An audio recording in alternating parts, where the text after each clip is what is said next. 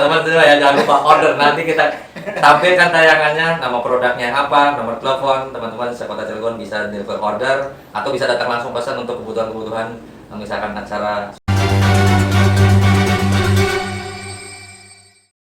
Assalamualaikum warahmatullahi wabarakatuh. Kembali bersama podcast SKP Suara Kota Bumi Purwakarta Kota Cilegon, yang mana pada malam hari ini kita akan membahas satu topik yang cukup menarik dan cukup inspiratif. Salam sejahtera buat kita semua, dan mudah-mudahan harapannya dulur-dulur semuanya tetap sehat, tetap optimis, dan jangan lupa bahagia. Di samping saya ini ada kawan lama saya, yaitu saudara Kang Yoyon. Apa kabar Kang Yoyon? Alhamdulillah. Sehat? Alhamdulillah. Gimana kabar keluarga? Sehat semuanya. Alhamdulillah. Pertama, yang saya dengar selama saya nggak ada Kota Cilegon beberapa tahun lalu, Kang Yoyon ini aktif nih di lingkungan, dan kemudian sampai dengan punya usaha yang kecil-kecilan tapi ya cukup luar biasa nih orderannya. Amin. Kira-kira gimana itu awalnya aktif di lingkungan itu, waktu itu sebagai apa dan gimana ceritanya? Baiklah, sebelumnya untuk teman-teman semuanya, perkenalkan diri dulu ya. Ya. Nama saya Yoyon Murdiono, tinggal di lingkungan penyiaran atas. Dari kecil sampai sekarang alhamdulillah masih di lingkungan penyiaran atas, ke Kelurahan Kota Bumi, Kecamatan Purwakarta. Jadi cerita-cerita dulu tuh sebenarnya untuk kita hidup di lingkungan, apalagi lingkungan masih dibilang penduduknya mayoritas asli pribumi, sehingga kan kita berpikir saya tuh bagaimana sih bisa untuk membangun lingkungan kita ini supaya dilihat dari lingkungan yang di luar dari penyairan itu, penyairan ini bagus, kompak, dan setiap kegiatan itu selalu ada gitu. Sukses gitu. Nah, kalau umpamanya dari luar kita panggil ke lingkungan untuk memajukan lingkungan, kan nggak etis gitu. Jadi kita sebagai warga lingkungan sendirilah, siapa lagi kalau bukan memajukan lingkungan penyairan kalau bukan warganya sendiri. Gitu. Luar biasa. Jadi awalnya tergerak lah ya, tergerak itu. Ya mungkin dulu pernah kita teman ya, kita main gitu kan, kalau zaman muda itu kan kita main kemana-kemana. Nah, dari luar wilayah itulah kita lihat positifnya apa untuk kita bawa ke lingkungan kita. Gitu ya. Jadi pertama, kalau umpamanya bersedekah ya, sedekah itu kan nggak mesti harus dengan uang, nggak harus materi ya, ataupun yang lain.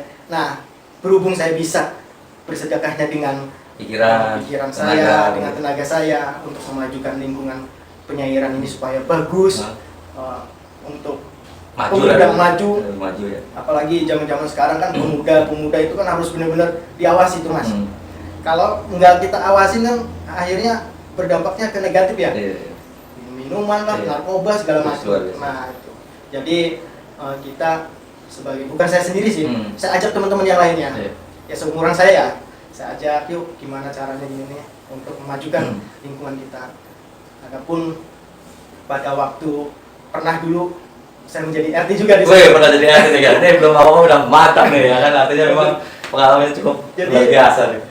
Pada waktu itu sebenarnya RT paling termuda di Purwakarta tuh saya. RT paling muda. Tahun berapa itu?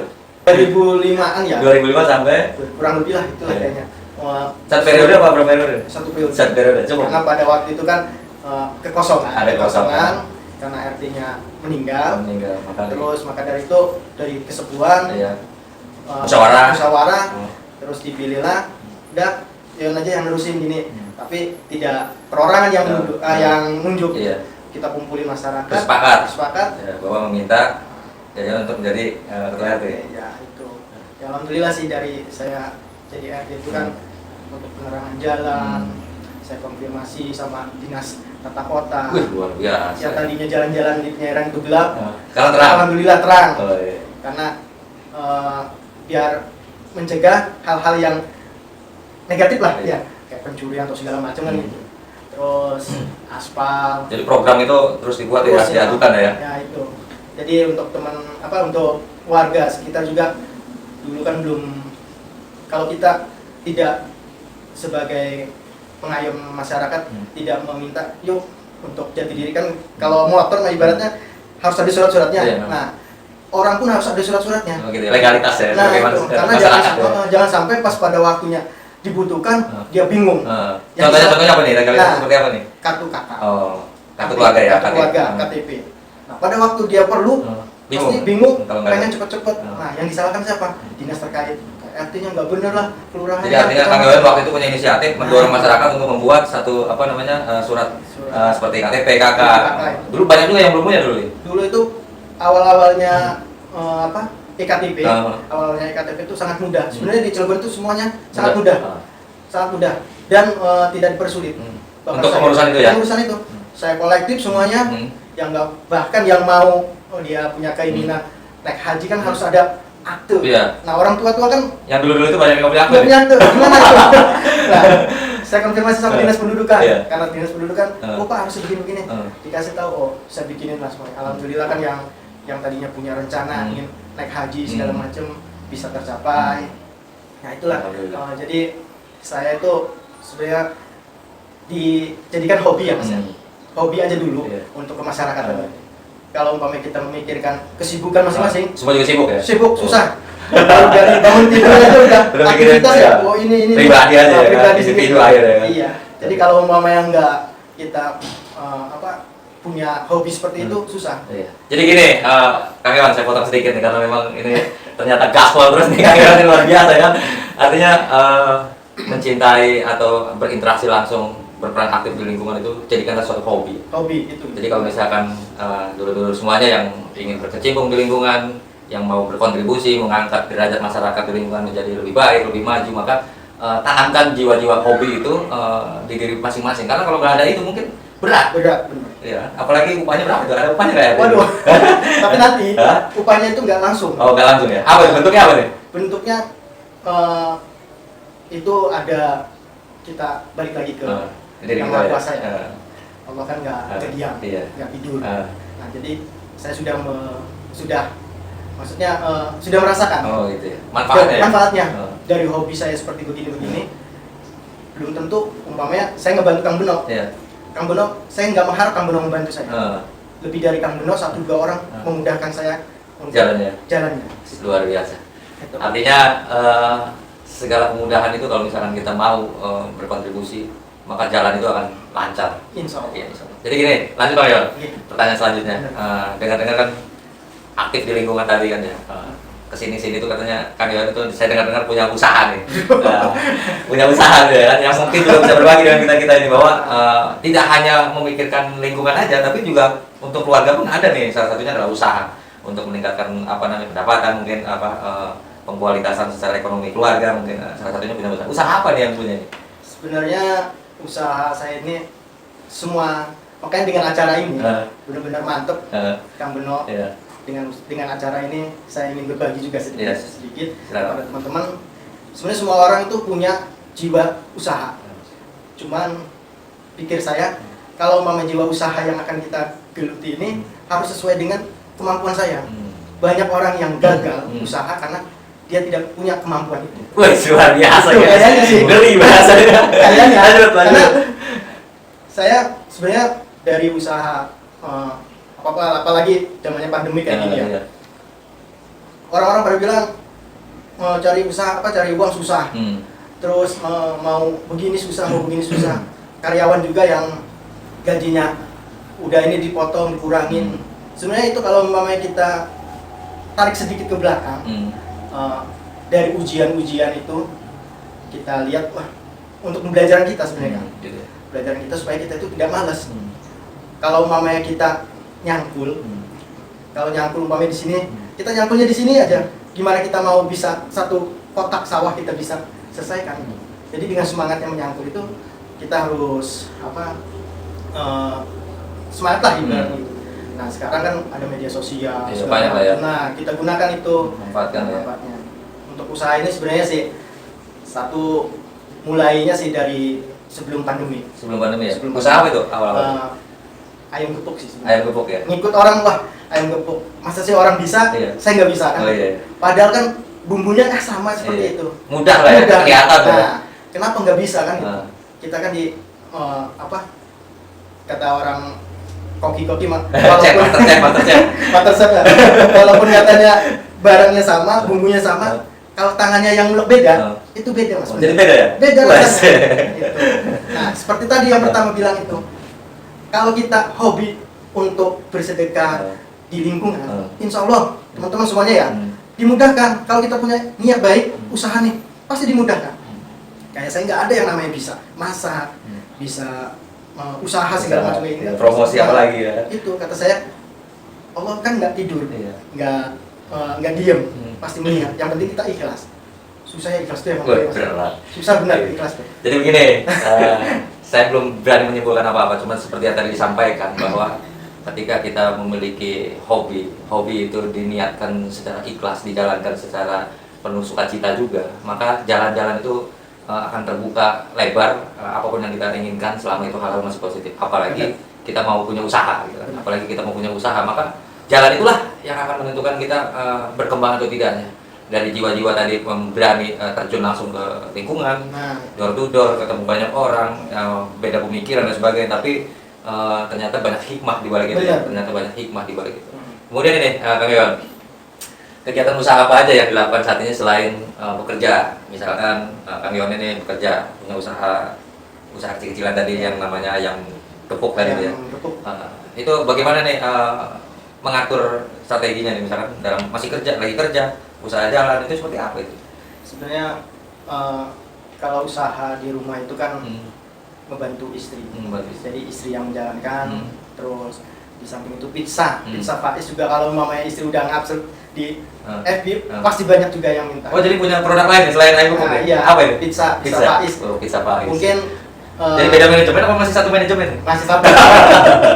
Satu manajemen ya, beda nama ya? Beda nama. Coba namanya besok itu namanya misalnya pizza Kibayong juga misalnya. Jadi kalau pizza Faiz itu awalnya pizza Faiz, terus pizza Faiz itu alhamdulillah udah nyampe, orang tahu itu sampai Waringin Kurung. Sampai ke sana itu. Keramat itu udah menyangkut ke situ. Oh, jadi pengirimannya udah sampai sejauh itu ya? Jadi Waringin Kurung itu masuknya udah Kabupaten Serang. Serang ya. Dari Kota Cilegon ke Serang. Wih, luar biasa. Bentar lagi lintas provinsi. Amin. Cuman ya namanya kita usahakan belum bisa merekrut karyawan. Oh, jadi di rumah itu masih keluarga aja ya? Keluarga aja, jadi ya, istri mungkin bisa bantu ketika selepas pulang kerja, Kang Yon juga bisa bantu di situ ya. Kemudian ini Kang Yon, produknya kan tadi ada dua nih, pizza sama ayam gepuk ya? Ayam gepuk bakar. Selain itu ada lagi nggak? Selain ayamnya itu ada lagi nggak? Yang baru-baru ini baru launching sih. Launching masuk guys.